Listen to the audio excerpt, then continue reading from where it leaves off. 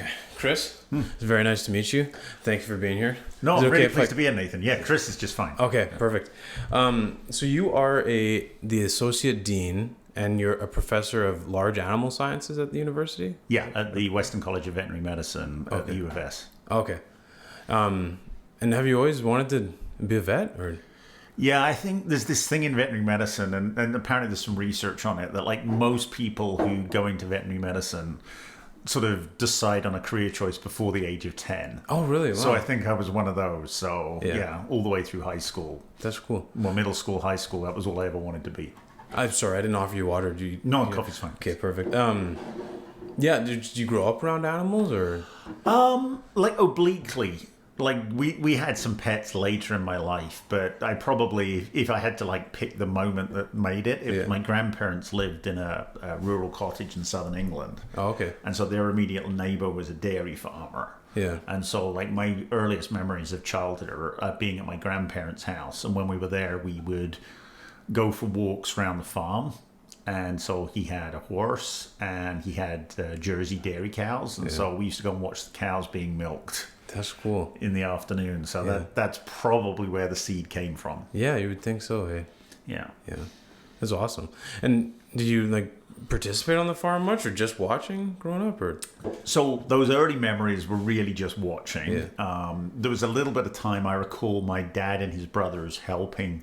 He was quite elderly, the farmer, helping him like build haystacks and transport hay around. So I remember being around that. But then in my teenage years, my dad was actually really instrumental in this. He's like, so if you want to be a vet, you've got to learn about animals. So my uncle had a pet food business, so I used to work in the pet food store, which was great about dealing with the public and dealing with animals a little bit that way. And then volunteering for jobs on farms and actually getting that hands-on experience was really, really important for what I do, because I'm a large animal veterinarian. So learning about cattle, horses, sheep, pigs, that type of thing.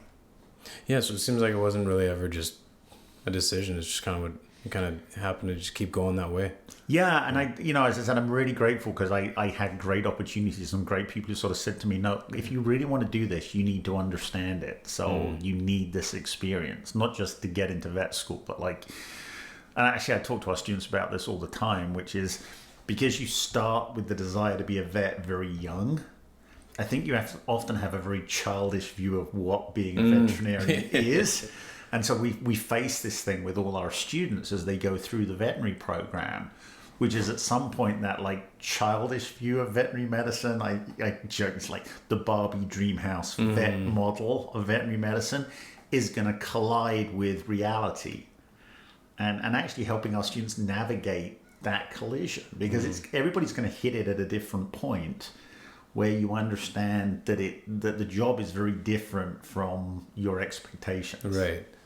That makes perfect sense. I think, especially because when you grow up around, like, I think most people like just grow up with that have animals. It's like typically like a pet, and your understanding of the vet is like getting a medicine here or there, and these things and small interactions like that. You don't think about how large scale and how many different capacities a vet has to act in.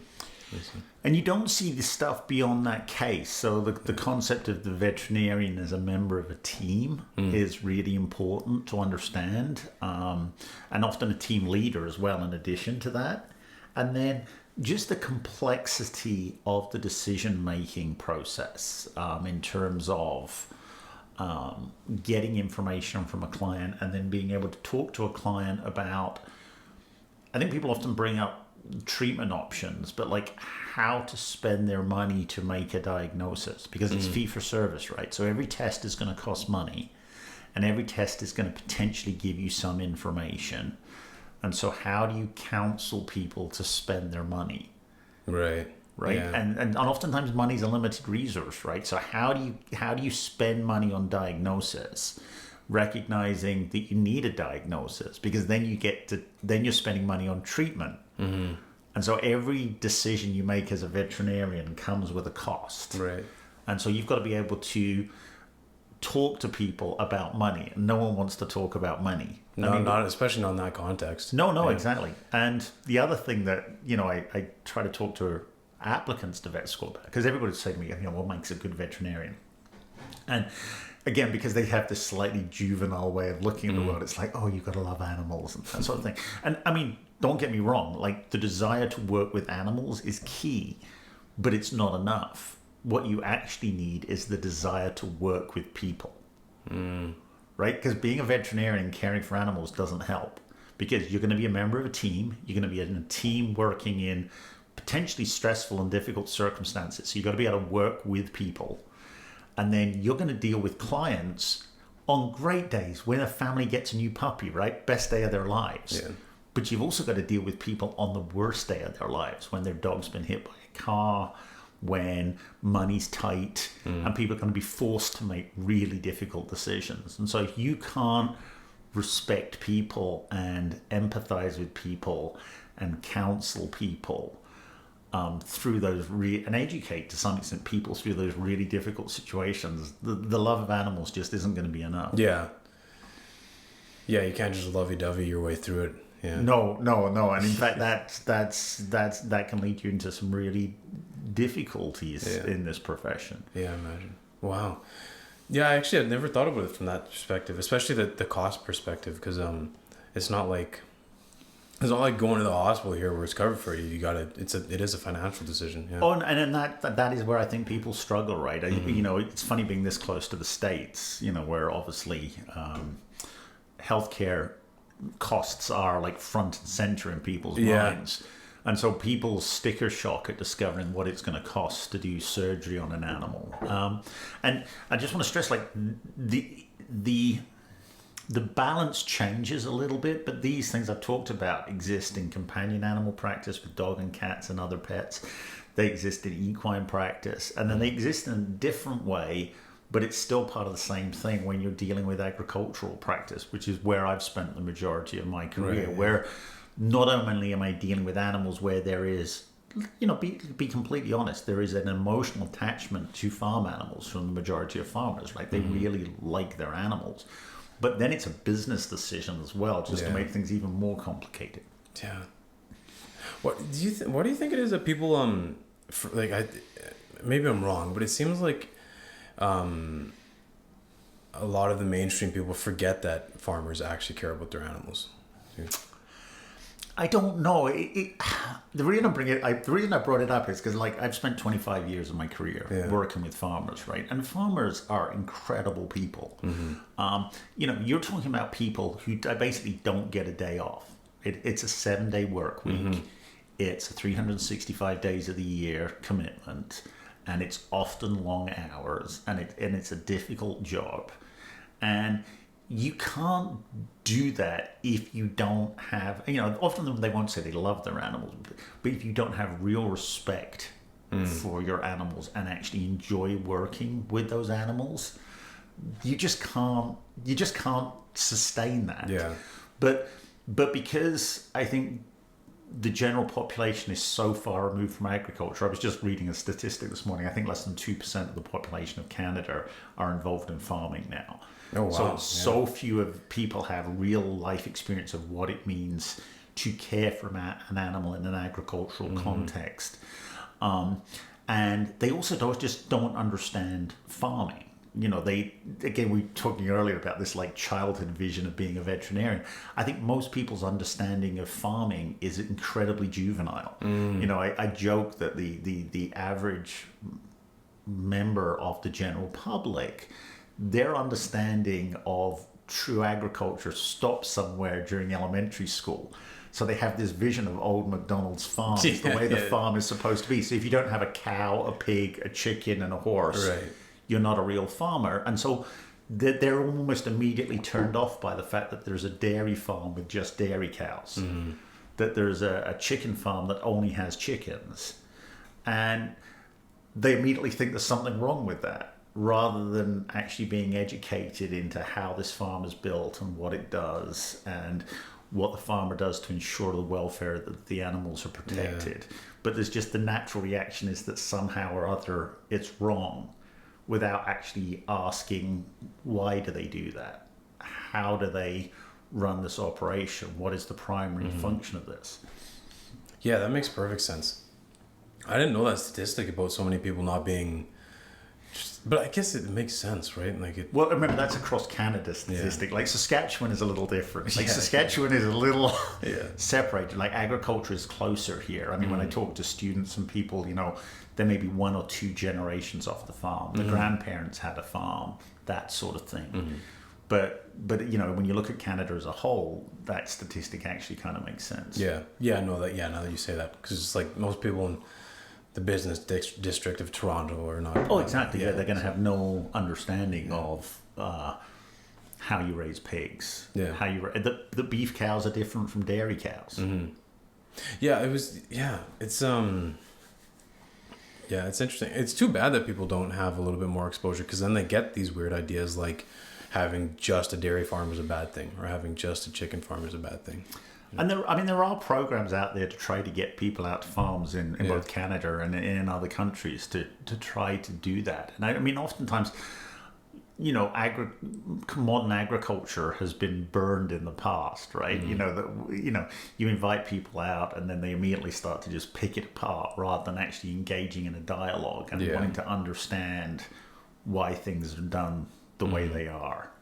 And dealing with the fact that most people are going to anthropomorphize continuously, right? So I wouldn't want to be treated like that, therefore this is wrong, rather than actually trying to understand the science behind it and the research that means this is why we do things this way. Yeah. And I'm recognizing the fact it's an ongoing process, right? We've been through decades of research in animal science and we're continuing to improve, and occasionally we try something for the best of intentions and then discover it creates more problems, so we move in and move beyond that. It's not like we're perfect right now. We're never going to be perfect, but we're hopefully always understanding more and continuing to improve. Just getting better, and that's the best you can hope for, right? Not every step can be right in the perfect direction. No, it's progress, not perfection. And so what are your research areas then? Well, to be honest, in the sort of the job that I do right now, I really don't have a lot of time for research. Fair enough. The vast majority of my time is taken up with, I still do some clinical duty at the school. During the academic year, I teach a lot. And then as the associate dean, I'm sort of in charge of overseeing the admissions process, overseeing the curriculum in years 1 through 3 of the program, and then dealing with the student services side of things. So we're hoping to publish some research on some of the things we've actually started developing, the teaching side of things. So if anything, that's probably where, my sort of limited though it is research focus is actually more on understanding how we teach veterinary medicine, how people learn veterinary medicine. Dave, is there anything you found that's quite surprising in that area? Or? I think I'm actually just continually surprised, to be honest with you, about the complexity of best practices in teaching, actually how students learn, about how variable the way in which students learn are, and also the understanding that this might sound really self-evident, but the fact that when you're in university, you often look at it as an academic pursuit, right? So you go to classes, you learn the material, there's going to be an exam, and that's really your focus. But in a veterinary program, that's not the focus. Like, you have to learn stuff. There will be exams. There have to be exams because we need to make sure that students are progressing through the program. But that stuff's less important than, are you understanding this? Are you internalizing it and thinking about it, because you are going to be doing this, right? So I don't care very much if you can write an essay on how to do surgery. I need to know that you can do surgery. I don't really care that you know the intricacies of a disease per se. You will need to know them, but it's, can you use that information to actually diagnose that disease in a real world scenario and develop a treatment plan for it. And so that's the bit that interests me more so. And there is sort of a movement towards this in veterinary education, as there is in other forms of professional education, where we talk about competency-based education. Right. So that we're less assessing your knowledge and more assessing your competencies to do things when you're done in the program. And that's a real mindset. Like the students don't like that. Because because they've all done some undergraduate years before they get into vet school. Right? They've all done at least 2 to 4 years of undergraduate training. So their mind is in this academic thing that grades matter. And, you know, I just need to get through this exam. And so I'm going to cram for this exam. But no, I don't care about cramming, because if you learn it the night before the exam and then forget it the following evening, that's not going to help you be a veterinarian. Mm-hmm. So the students have been trained for an academic situation, so they don't like the fact that memorizing is not going to help them be an effective veterinarian. And to be honest, most of our faculty went through that, and this is new to them too. So trying to encourage our faculty to think slightly differently about the way they're teaching and their expectations for our students, because the way they did it is no longer necessarily the best way to do it. And so it's this interesting dynamic of trying to sort of educate faculty, staff, and students in best practice, and trying to, and also find the best way to do this, because like nobody really knows the best way right now. There's research being done in our school, in other vet schools, and we're looking and talking to one another and trying to understand the best practice for this. Because it, like, really what I'm asking the students to do is very different from what I was taught in vet school. Like, people, you know, we didn't have these like real competency type of exams, and we didn't have opportunities to demonstrate that we were mastering the real intrinsic competencies of veterinary medicine, rather than just demonstrating our knowledge. Yeah, so you're on top of the students having this paradigm shift, you're also trying to figure out how to incorporate your new paradigm into your teaching as well. Oh yeah, and I mean, you know, it's great. I put into courses and I'm sort of thinking, okay, so I'm beginning to get my head around this, but then you've got a whole faculty in the college that needs to sort of come along behind this as well. And, you know, if you've been teaching the same material the same way for 30 years, you're not inclined to change it because you don't see a problem with it. You know, you're used to that system, and so being asked to change the way you teach is hard. Like, change is always hard for everybody. Yeah, especially after decades of doing it that way. Yeah, and it's not that they were bad teachers. Like, some of them are excellent teachers and they've got a really good way of teaching, but it's just is the outcome, essentially the outcome that we're now thinking we need. Yeah, so it sounds like it's much more practical then once you get into the school. We're trying to get there. I think our students would probably, in essence, still like to say they'd like more practical. Okay. But it's that balance, right? Because there really is a database of knowledge. Like, if it was like the Matrix and you could just download this information, life would be so much simpler. But what we ask our students to achieve in 4 years is almost impossible. Yeah. You know, they enter vet school. 4 years later, they graduate from vet school as a fully competent veterinarian who's fully licensed. And they have to be able to do medicine, they have to be able to do surgery, they have to be able to do anesthesia, they have to be able to do pathology, they have to be able to do diagnostic imaging, and basically they have to be able to do that in at least 4 species. Okay, that was my next question. Yeah, because there's not really any specificity, right? When you're there's a level of specialization that could come later, but we still get a general license, and so that means dogs, cats, horses, cows are your sort of basic core, but our students are also going to learn swine, they're going to learn chickens, learn some sheep and goats, learn about some exotic species, learn a little bit of fish. Because we're the Western College of Veterinary Medicine, we're in Saskatoon, but we serve Western Canada. So we have a coastline, right? Which means there's a salmon industry that we have to serve. Oh my goodness. That's a lot of space to be taken care of. Well, yeah, I mean, we've reduced a little bit. So we used to be the vet school for Manitoba, Saskatchewan, Alberta, and British Columbia. Alberta's now built their vet school and dropped out of the funding agreement, but it's still Manitoba, Saskatchewan, British Columbia, and we also serve the territories. Yeah. You know, so our old dean used to say that we are the vet school for the western half of the second biggest country in the world.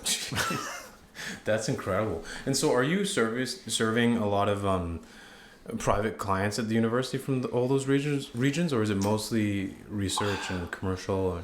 No, so we have a hospital at the vet school, like in the university. In the university, and that hospital is broken up into 3 main areas. So we have a small animal clinic. So that does dogs and cats, and then all the other sort of exotic pets, so guinea pigs, rabbits, you name it. Then we have a large animal clinic, which does mainly cows and horses, but also sheep, goats, llamas, you name it. And then we have what we call an ambulatory service, which is serving the same animals, but working out of the back of a truck on farms. Oh, okay. So we have those three clinics. The large animal clinic and the ambulatory service really sort of operates in an area about 120 kilometer radius around Saskatoon or thereabouts. The large animal clinic, it's people who will bring their animals to us. So mainly Saskatchewan, little bit of Manitoba and Alberta. And then the small animal clinic, we have some very specialized equipment, services, and clients here. So we do occasionally get people traveling much longer distances for some of the small animal things. So it's certainly really common to have people coming from Manitoba with dogs and cats to the clinic. And we do get some animals from British Columbia and that sort of thing because of the expertise that we have here. Wow. And so does the distance kind of help it stay not super busy just because it's hard? No, we are super busy. Yeah. Like the small animal clinic is probably about as busy as it can possibly be. God. It would be very, very hard to increase the caseload without changes in staffing and pure physical space within the building. The large animal clinic has changed considerably since the school was founded, just because of animal economics and everything. So they are less busy. And then the field service, it's very seasonal because farming follows a seasonal pattern. Right. So, but they're also pretty busy. Wow. So, no, we're busy. I think the small animal clinic sees. It's in the region of like 15,000, 16,000 patients a year.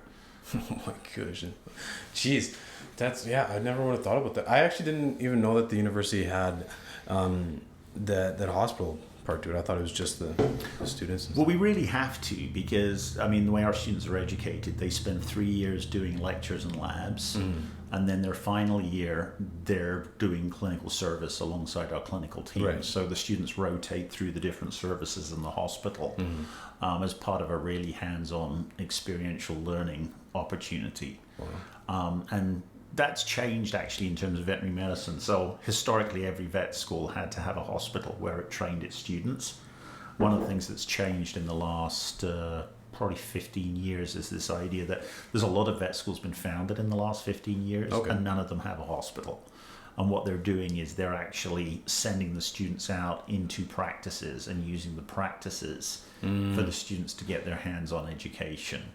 And that's what Calgary does. And it's a really interesting, I think people's initial reaction is, one must be good, one must be bad. No, there's pros and cons to both. Yeah, they're just different. They're just different. Yeah. Do you know, I guess, if students favor one or the other?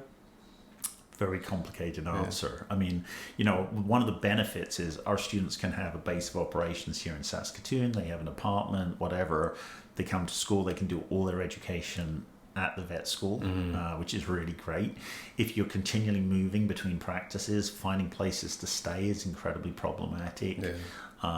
There's costs associated with it, but at the same time, our students are going to graduate and go out into those practices. So there's an element of benefit to learning the skills in that practice, but at the same time, we have faculty who have dedicated their lives to teaching and like having the students there. So there's a benefit to learning in a system that's like set up to teach rather than a really busy clinic where you might be shoehorned in on the side. Yeah. There are pros and cons, and so they're different, not better or worse. Yeah. No, that makes sense. Yeah, especially when you're in a commercial environment too, because you're separating it. You're asking these private clinics to be teachers too, so it's a different job they're taking on as well. So, and it takes more time if the student's going to be involved in the case, that sort of thing, and so the economics of the practice change. So some schools will actually pay the practices to take the students. It's different depending on where you are. And so it sounded like when we're like at the beginning when we were talking, it sounds like you're more involved in the management of the college and That and teaching are my two biggest things. Yeah, okay. Yeah, I still teach a lot. Yeah, and actually that's the one thing. It's actually very hard to oversee the college and teach at the same time. But like teaching is what gets me going, and so there's just no way I'm going to give up teaching just to do the administration. Mm. And so you're not involved in the hospital as much then, or are you teaching not as much, but I mean, I mentioned to you earlier, like I have to get away right after this, got to go see a case. So no, I still see cases. I still participate in the after hours call schedule and things like that, but I do a lot less clinical work than I used to. Well, I can't imagine how busy you are then. I appreciate you taking the time to come and chat with me. So, and you're specialized in pharmacology, is that correct? I sort of have sort of two specializations in some respects. So, large animal internal medicine, and then my PhD and some of my training there was in pharmacology, which is, the study of how drugs work. And so, being in internal medicine and pharmacology are actually incredibly complementary, because internal medicine is really about how you diagnose disease and pick treatments. And then obviously most of those treatments involve drugs. So the pharmacology is really a supplement to that. Mm-hmm. Yeah, that's a fascinating field, pharmacology. It's always so above my head, but I love learning about it and hearing about it, just because it's like pharmacokinetics and the dynamics, and just the fact that people like you can study this stuff and look at these things and understand not only that a drug treats a problem or disease, but know where it goes in the body, what it does, how it's changing as it moves through the body, and as it goes through different organs, and it's metabolized and its metabolites and their interactions. Yep. That stuff, it blows my mind. I love hearing about it. It's absolutely incredible. And then of course the other part, which is, because you gave a great summary there. The other thing, no drug is 100% pure in its action. So you're always going to have other actions, whether it be the drug or the metabolites. And so, one of the things that the students struggle with particularly is the understanding that every drug comes with risks, right? And so as a clinician, when you treat an animal, no matter how you're treating an animal, there are always risks associated with the treatment as well. And so what you're trying to do is basically a cost-benefit analysis, because there's always something that you can't control where the drug could cause a problem, and that problem could be as simple as an allergic reaction to the drug, which you really can't control. Like, until you've given the animal the drug, you don't know whether it's going to be allergic.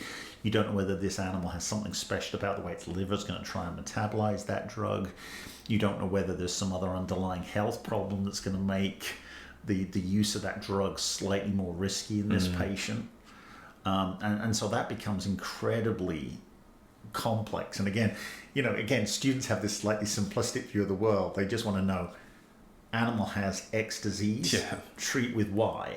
But the problem is you're never 100% certain of your diagnosis.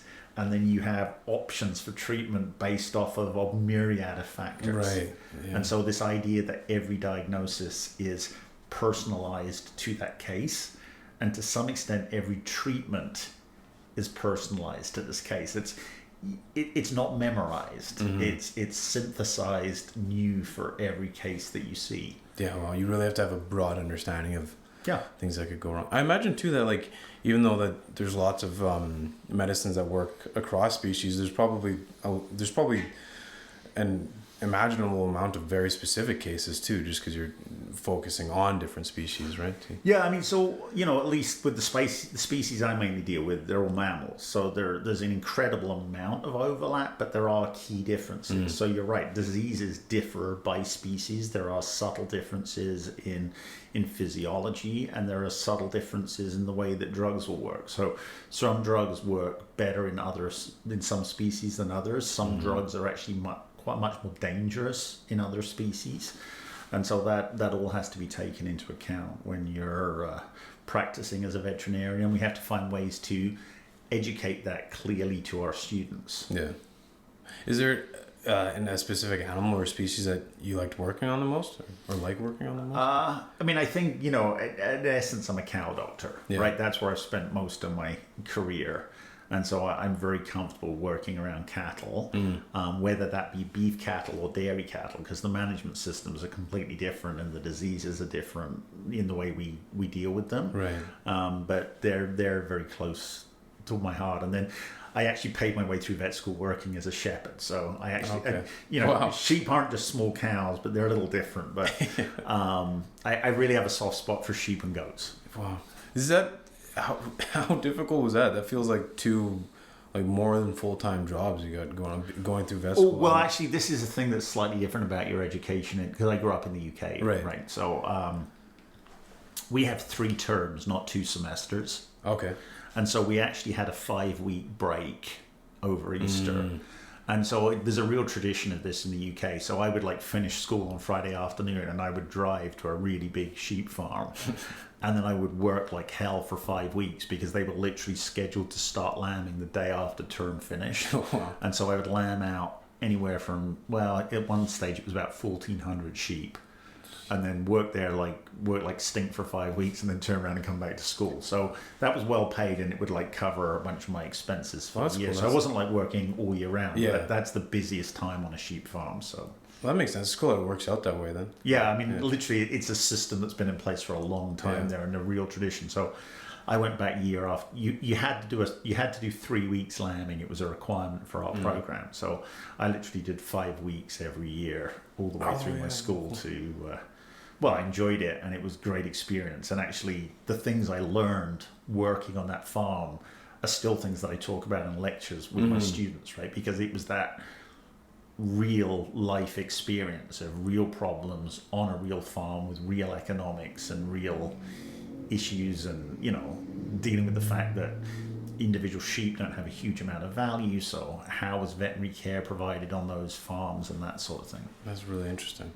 And so, sorry, you said lambing out. What is that? Oh, sorry. It's just so sheep are seasonal breeders. So sheep typically, well, their pregnancy is about 5 months long. Okay.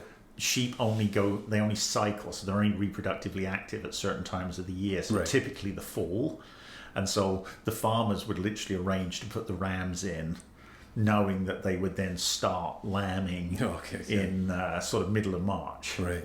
And so, I was there for the 5 weeks that the sheep, because again, sheep cycle on a 17-day cycle. And so typically you leave the rams in for 2 cycles, which is 34 days, which is 5 weeks. So typically a lambing season on a farm is 5 weeks long. Wow.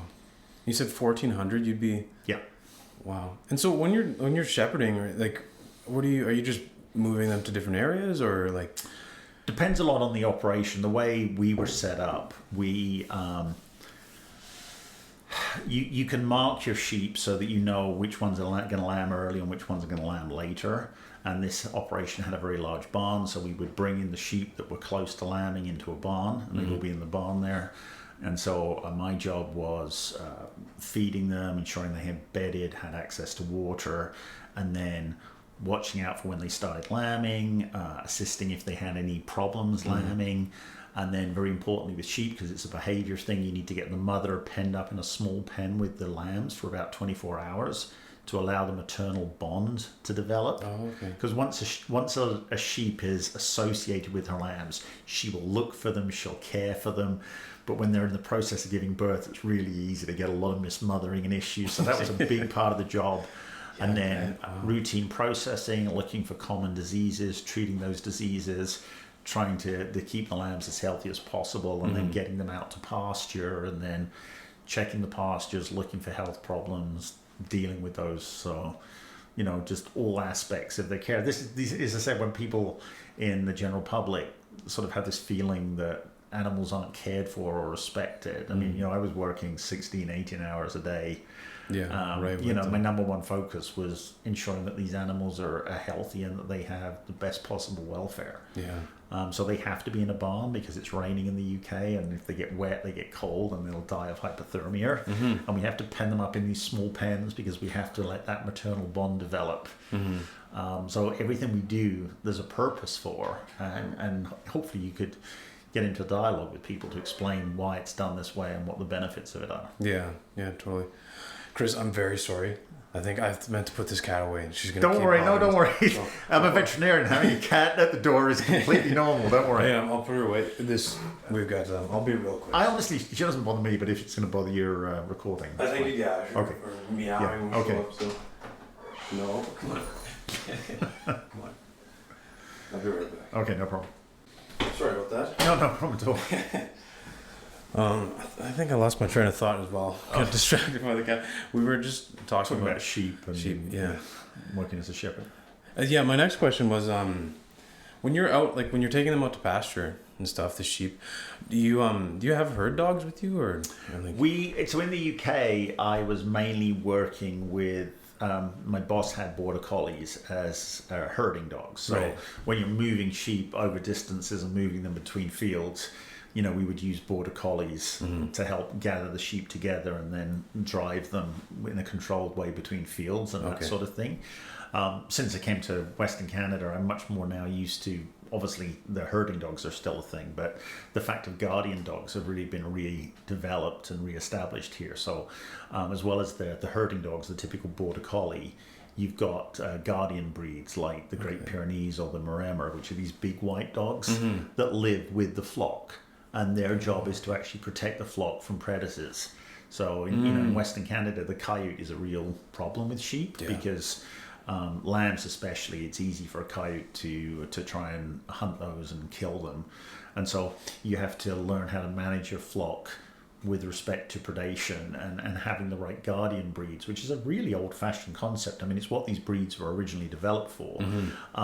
Having these dogs in with the flock, bonded to the flock, and actually protecting the flock from predators is a whole sort of other thing that I've had to learn about since I've been in Western Canada, because the fox really isn't that much of a predator in the UK for sheep, but the coyote is. Does the fox cause much problems at all for... I mean, they'll take the odd lamb occasionally, and there's certainly a problem with poultry, like free-range poultry and that sort of thing. Oh yeah, that makes sense. But the fox is just so much smaller; it really can't take on a sheep in the same way that a coyote can. And then when actually being in Western Canada, when they were using sheep in the clear cuts in the Rockies and things like that, well, then you start having to deal with bears as predators and things like this as well. So the sheep just being that much smaller, they do need that protection from predators. Wow. Yeah, I went to in grade 8 I went to an alpaca farm. And I can't remember what it was in Saskatchewan, but they didn't have guardian animals, or at least not that they showed us, and we didn't learn much about the predation. But watching the shepherd command the border collies was one of the coolest things I'd ever seen in my life. I had no idea that you could have that specific of commands with animals and just control a herd like that. It's absolutely unbelievable to watch when it's well done. And I mean, it's funny again, because I grew up in a different country growing up in the UK. They actually had televised sheepdog trials. It wasn't like the most popular show in the world, but I have vivid memories of watching this show, and literally it's incredible what a shepherd can do with a whistle, or like just whistling on their fingers and making these dogs move sheep through obstacles, round obstacles. It's witchcraft. It is basically, because if you've never tried to move sheep yourself, you don't realize how hard it is. Like, they're a prey animal and they're scared and they want to scatter, and so having them move as a group is incredibly hard to do. And so the skill required of the shepherd and the dog is just unfathomable. It's incredible. It literally makes no sense when you're watching it, because you're thinking about that, like, not only is the shepherd's trying to figure out what the best placement is for the animals, but then also the dog has to be giving commands to multiple dogs at the same time. They can be, and the dogs know what they need to do, right? So I mean, what you're really doing is using. In fact, what it is that wolves hunt as a group, right? And so they drive the sheep in order to hunt, and so you're actually using the inbred hunting instinct of the dog, but taking away that piece from it. And so you're giving the dogs, I can best describe it as advice. You're not telling them exactly what to do. Like, the dogs have got a sense of what they need to do anyway. That's so incredible. Wow.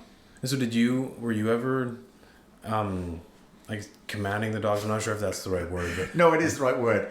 So the dogs I work with weren't the best, and so Mainly you were telling them to stop and lie down because they were pushing too hard. Okay. And so I was never at that level. I mean, you were basically at the fact that I had sheep in a big field. I needed to get them to another field. And so at some point the dog would work out, the gate was open, and I needed the sheep to go into the other field. Yeah. And then the dog would just do it. Okay. Like my ability to actually control movement beyond that was minimal. So once the dog worked out what I was trying to do, it was best to just let the dog get on with it. So yeah, I was never at that level of control. That's ever. Funny. Wow. And in the videos I've seen too of the dogs doing it, it always looks like they're just having a blast. Oh yeah. Yeah, no, they really, really are. Like they've just Border Collies are just born to run. I mean, people watch this and they just think, oh, it'd be such a wonderful pet. They do not make great pets. Yeah. Like they need to run, and they're so smart and so intelligent. If you lock them up in a house all day, they just don't know what to do with themselves. Yeah, they can become quite neurotic. Yeah. But they make great dogs for like obedience or agility, potentially things like that. But people used to buy Border Collie puppies up in the area where I used to work as a veterinarian in the UK, and you'd hear stories about this dog would escape its house and it would go to like the schoolyard and it would just start hurting children. Right? Just because that's what it was born to do. Yeah. And if it didn't have that outlet, it kind of just lost its mind. Yeah, it just knows. I can't remember what the other breed I heard was, but yeah, there was another breed of dog that I heard is really bad for that. And I think this breed was typically used for like shows. It was a show dog. I can't remember what kind it was, but I guess it was the same thing. Like if you didn't have them outside exercising all the time, they would just tear your house up. There's several breeds like that. Yeah. You know, these breeds are just designed to just go all day and be stimulated. Yeah. There are some breeds that just would curl up on a sofa and just they're good, right? They just want to be around people, they make great pets. There's other ones, you know, everyone's going to be individual. The one that always surprises me actually is Greyhounds. Because you know Greyhounds as being this racing dog and everything else, and they can run incredibly fast, and you know they're obviously trained for that. But if you put them in a house, they just become couch potatoes. They're really funny. They just curl up on a chair and they'll stay there pretty much all day. That is interesting. I didn't know that. Yeah. But wow, yeah, they're so fascinating. Some dogs. It's interesting too when you get like into the different breeds and looking at like how like breeds have really common characteristics between them, and of course like they're all the same breed, but it's always fascinating to me because we don't typically think of humans as being that way, and I think maybe because we're not bred specifically for traits all the time, but like my girlfriend's sister has a Jack Russell, and that thing will lose its mind if it's not moving. It has to be going constantly.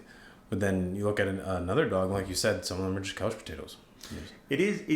It's interesting to some extent. So you know, you're right. So they're all the same species, but the impact that humans have had on them by selective breeding.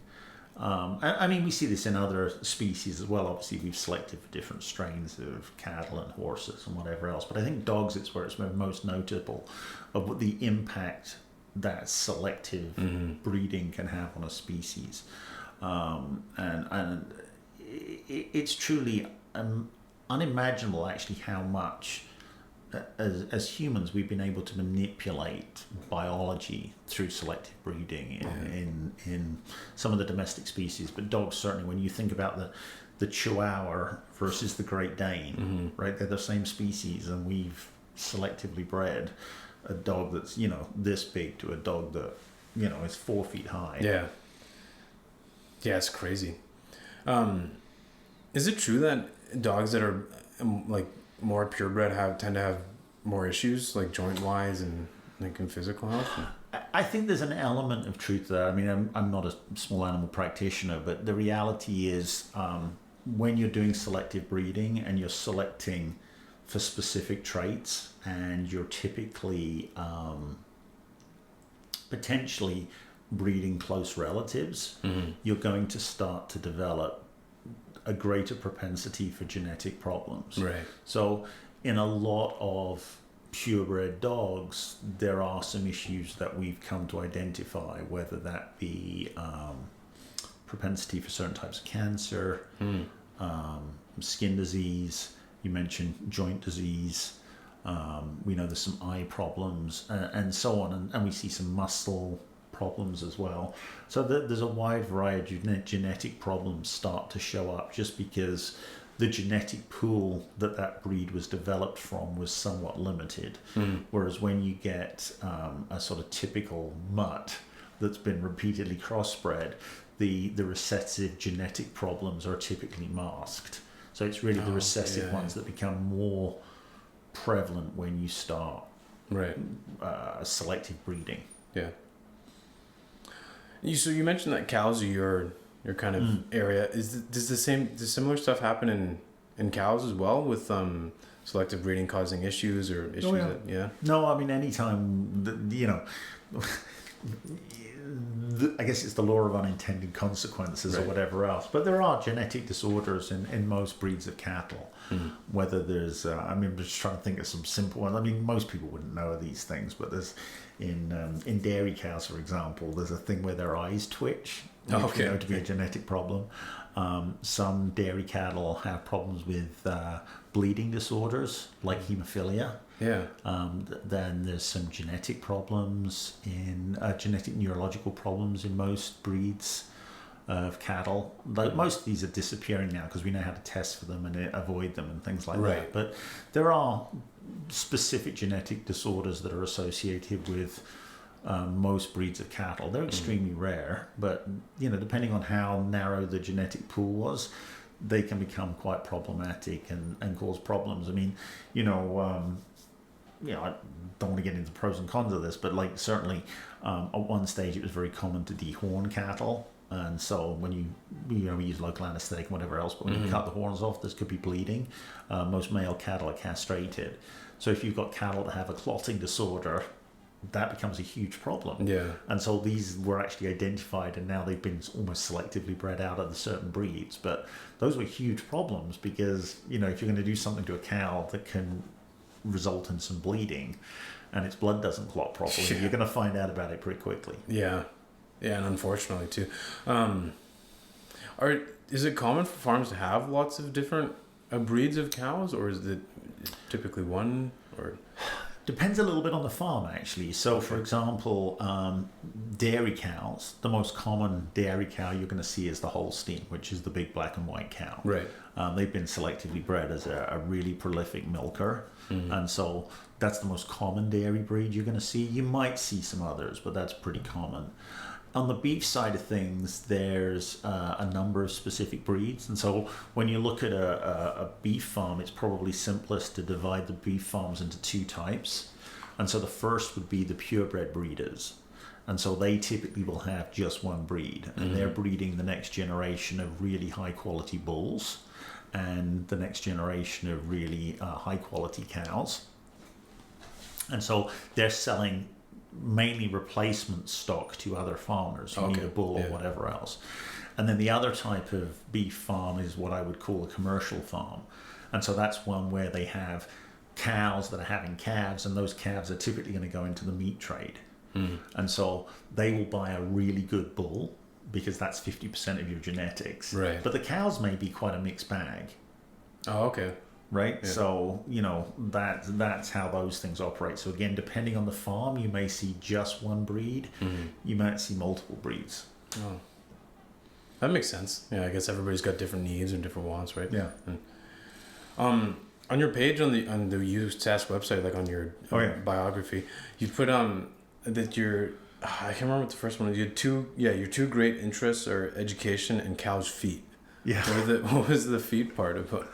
So it actually started when I was a student, and it's not something you think about. So when people think about horses, they probably think about blacksmiths and farriers. Like everybody knows that horses they need their feet trimmed, and they typically been shod depending on, so people have to make their own horseshoes and so on. So cows, it's interesting because cows have two toes rather than one, but there's a hoof on both toes. And it grows all the time. And then depending on how you manage them, there are going to be problems with their feet, just like there are in horses. And most of the time it's largely ignored. But, it's a huge problem, particularly in the dairy industry. Like, these animals need their feet to be taken care of. Right, yeah. And it's not particularly glamorous. It's hard work. The cows really don't want to cooperate. It's not like horses. They're not going to stand there and let you trim their feet. So you've got to come up with ways of restraining them and lifting their feet. And so when I was a student, it became apparent to me, working with veterinarians, like how much of their time was spent dealing with lame cows. And so I developed a real interest in it. And I was like, one of these things, like, if I know this is what's going to happen to cows all the time, I want to know how to treat them. Right.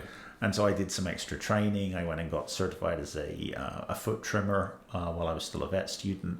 And then when I came to the vet school here in Saskatoon, there's always been a long history of dealing with lame cattle here. And we have some amazing facilities. And so it's just something I've always wanted to do. A lot of people don't want to do it because, as I said, it's awkward, it's dirty, it's hard work. Most of our trimming is still done with hand tools, knives, and nippers. And so, there's a real knack to it. And I watch the students, I teach labs where I try to teach the students how to do this, and I watch them become so frustrated because they're trying to do something they've never done before, and they get incredibly frustrated because you give me a hoof knife and ask me to trim a foot, 2 slices and I'm done. Yeah. But I've trimmed thousands of feet, and they hold a knife and it won't cut into the hoof, it bounces off, they tell me the knife's blunt, I show them I can trim with it, they can't.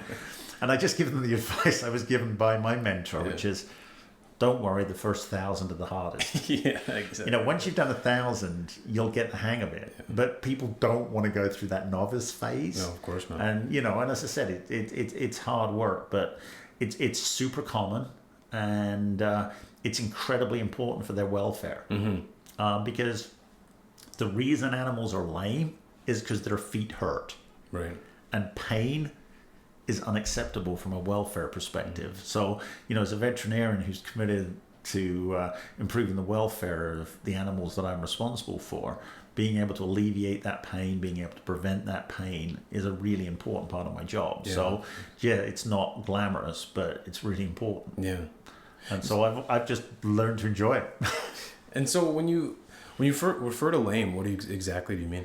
So lameness means that the animal's gait, the way that it's walking, is uneven. And so typically that is because there is pain associated with them bearing weight on that limb. And playing the odds game, like 90% of the time, if an animal is showing lameness, it's going to have a problem in its foot. Right. They can get problems higher up the leg, but it's actually extremely rare. So most of the time they have got an abscess in their foot, they've got a stone stuck in their foot, they've developed a severe bruise, they've got some other degenerative conditions, there may be an infection. And so what you've got to do is get the foot up, you've got to look at it, you've got to palpate it, you've got to feel for heat, you've got to look at the skin. Sounds really gross, but sometimes you've got to smell it, because certain infections have characteristic odors. And then once you've worked out what the problem is, then you develop a treatment plan for it.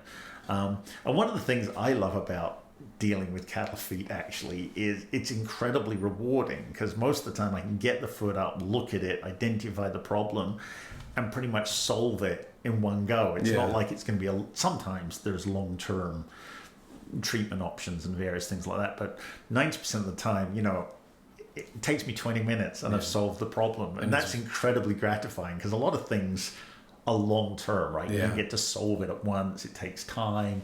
You have to persuade the farmer to change their management, things like that. Whereas if it's an abscess, I drain the abscess and they're good. Problem solved. Yeah. Well, then the cow looks so much happier and is walking straight. And so, like, back to the hoofs specifically, do they just keep growing then if they're not roughing them out on? So biologically, it's really hard to get your head around this. Okay, but horses and cows have the same biology as our limbs. Okay, yeah. Right. So when you look at a cow's leg, all the same biological structures are there. So when a cow is standing, it's actually standing on 2 fingers or 2 toes. Okay, yeah. Right? So they have a wrist, they have an ankle, they have the same bones. And so the hoof is just a fingernail that has wrapped itself around the end of the digit. Okay. And so in the same way that your fingernails grow every day, their hoofs will grow every day. Now, if they're on the right type of ground and they're moving the right way, that growth rate should be exactly the same as the wear rate from the ground that they're standing on. But ground gets wet, some ground is more abrasive than others, and so on. And so beef cattle typically don't need a ton of care, but they will still need some. Bulls especially need care. Dairy cows are different. Dairy cows don't walk as far. And so typically they do need routine hoof care in a way that the beef cattle typically don't. That makes sense. But yeah, so you're absolutely right. It grows. It's like a fingernail. If you don't trim it, it'll get long. When it gets long, it's at risk of breaking, snagging, getting things stuck under it. All those same things. When you say walking on two toes, like, because like a human foot, you have the digits, and then the foot is on the ground. So is it that part in their structures? It's actually it's not touching the ground at all. They're literally standing on their tiptoes. Oh my goodness! Yeah. Right. That's what people don't understand. A horse is literally standing on one toe. That's so strange. Yeah. And so does it cause? I think you might have said this already, but do they, in cows and horses, then do they have issues typically with their, I guess, their ankles or in their... Well, I mean, so it's one of these things like biology, evolution has developed this system. So yes, it can have problems, but it's actually very well designed for what they do. So they have really powerful ligaments, they have specific muscles that hold everything together. And so yes, they can have problems. I mean, cattle tend not to get a lot of problems in the upper limb because they just wander around the field. But when you make a horse start running really fast with someone on its back and jumping over things and cornering abruptly, they do start to get problems in the upper limb. So they get sprains, they get strains, they get bone damage, they get joint damage. And so that's a whole level of another type of sort of veterinary practice of dealing with sport horses and dealing with those injuries. And, you know, as I said, in cows, it's easy because in cows, the lameness is almost always the foot. And that's common in horses too. But once you've worked out it's not the foot, then one of the skills of a veterinarian is trying to work out where that lameness is in the leg. Because, you know, the horse can't talk. He can't point and say it hurts here. And so there's a whole bunch of different techniques we have to use to try to isolate where the pain is in the leg. Because once you know where the pain is, then you can start to go looking with x-rays or ultrasound to see exactly what the problem is. But I mean, a horse's leg is this long, right? So you start off with a horse that's not walking right. You have to work out which leg it's lame in first. So you have to watch it walk, and there's a real knack to saying, okay, so I think it's the front right leg that's the problem. And then I have to work out where in the leg the problem is, and then I can go to x-ray. People often think, oh, you know, just a vet, just x-ray to find out what the problem is. Well, x-rays only show up bones. If the problem's in the muscle, it's not going to show up. So I have to work out where in the leg. So I have to be able to flex joints, feel joints, do things where we like flex the joint really hard and then make the horse walk to see if that makes the lameness worse. And then we start putting local anesthetic in and actually blocking the individual nerves in the leg to see if we can work out, oh, I blocked the nerve right there and the pain disappeared. So now I know that the problem's here. That's really interesting. Wow. Yeah, I guess, it's probably easy for people on the outside to say, well, like, just keep taking scans of it. But you gotta every x-ray costs money. Yeah. It takes time. And every x-ray involves putting radiation into the horse, which we don't want, and exposes the veterinarian and their staff to low levels of radiation, right? So we want to, you know, it comes back to the thing we were talking about right at the very beginning about like that decision of what test am I going to use, how much is it going to cost, and everything else. So, you know, I want to take the minimum number of x-rays that I need to take to confirm the diagnosis. I don't want to just start at the bottom and start x-raying my way up the leg, because that's going to become incredibly expensive and it's exposing everybody to unnecessary levels of radiation. No, definitely don't want to keep doing that. And we've got 4 more minutes here. Was there, oh my goodness, the time went. Yeah, it flies by. Is there anything we didn't cover that you wanted to? Or I know we didn't talk about education as much. But no, I don't know really. I would encourage people to actually have an open mind and ask questions, right? So I often find people are scared to ask questions. I find this in students as well. So like, if you don't know or you don't understand, ask a question. Like, ask a veterinarian why they're doing that. Ask a farmer why they're doing it that way. Because they're doing it for a reason, right? And sometimes the answer will challenge you, right? And you may need to ask additional questions to understand why. Like, why do you do that? You know, how do we come to the decision that this is the right way to keep animals? How do we come to the decision that this is the right way to treat animals for disease? And oftentimes there's really strong evidence behind those things. I mean, we didn't talk about it all, but actually the idea of evidence-based medicine, that we don't do these things just because we think they're right, that there's research to back it up, and that this is the best answer we have right now.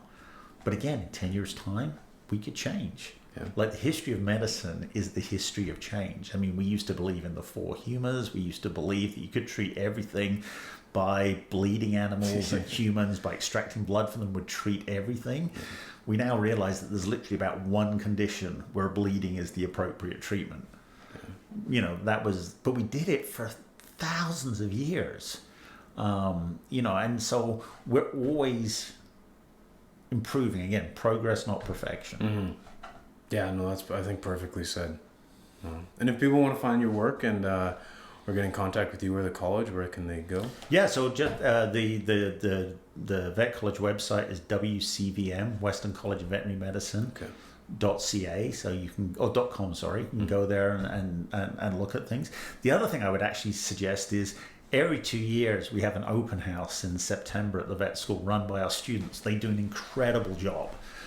So it's not this year, it'll be next year in 2024, typically the end of September. The whole vet school's open up. The students make it an incredible educational opportunity. Any questions you have about veterinary medicine, about the way that we keep animals, opportunity to see a lot of different animals. I think a lot of people who grew up in Saskatoon probably remember going to Vetavision. So watch out for Vetavision. It's a great opportunity to learn about this. Awesome. Cool. Well, thank you so much. I had a great time and I learned a lot. Great. It was really great chatting to you. Yeah, thank you. Thanks for being here. Bye.